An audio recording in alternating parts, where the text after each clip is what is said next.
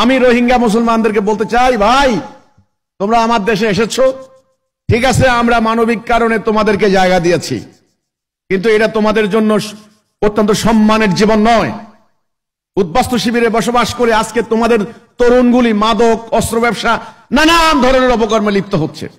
আজকে মেয়েগুলি তারা বিভিন্ন ভাবে চোরা কারবারিদের খপ্পরে পড়ে তারা বিভিন্ন দেশে পাচার হয়ে গিয়েছে। এত জিল্লতির জীবন, বাড়ি নাই, ঘর নাই, সংসার নাই, ক্ষেত নাই, খামার নাই। জাতিসংঘ তোমাদের জন্য কিছু করতে পারবে না। যদি আল্লাহর উপরে ভরসা করো, আমি দেখি মিয়ানমারের মুসলমানরা 1 লক্ষ মুসলমান তোমরা একত্রিত হয়ে মাথার টুপি একটা দিয়ে তোমরা কি করলা, 1 লক্ষ লোকের জমায়েত হয়ে তোমরা ইফতার খাইয়া গেলা।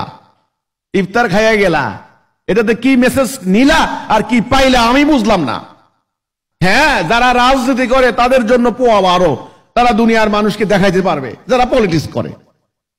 আমি বলতে চাই, যদি তোমরা আল্লাহকে বিশ্বাস করো, রাসূলকে বিশ্বাস করো, কোরআনকে বিশ্বাস করো, তাহলে উদ্বাস্তু জীবন বাদ দাও,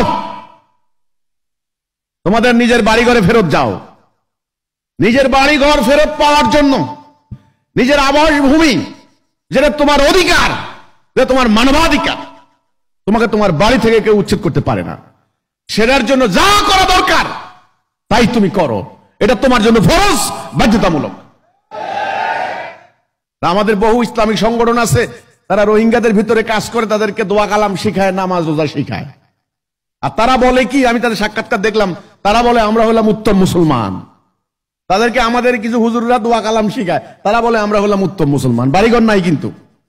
এজন্য রোহিঙ্গা ভাইরা, আপনার রাসূলুল্লাহ জীবনী পড়েন, কষ্ট করে পড়েন, রাসূলুল্লাহর 23 বছরের সংগ্রামী জীবনী পড়েন।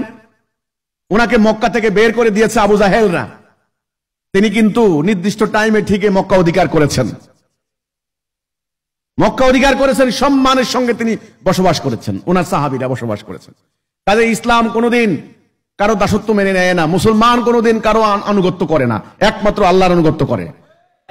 এটাই হলো আমার কথা। প্রকৃত মুসলমান হন, প্রকৃত মুমিন হন এবং সংগ্রামী জীবন ধারণ করুন। জাতিসংঘের করুণা ভিক্ষার উপরে, আমেরিকার ভিক্ষার উপরে আপনাকে বেঁচে থাকতে হবে না।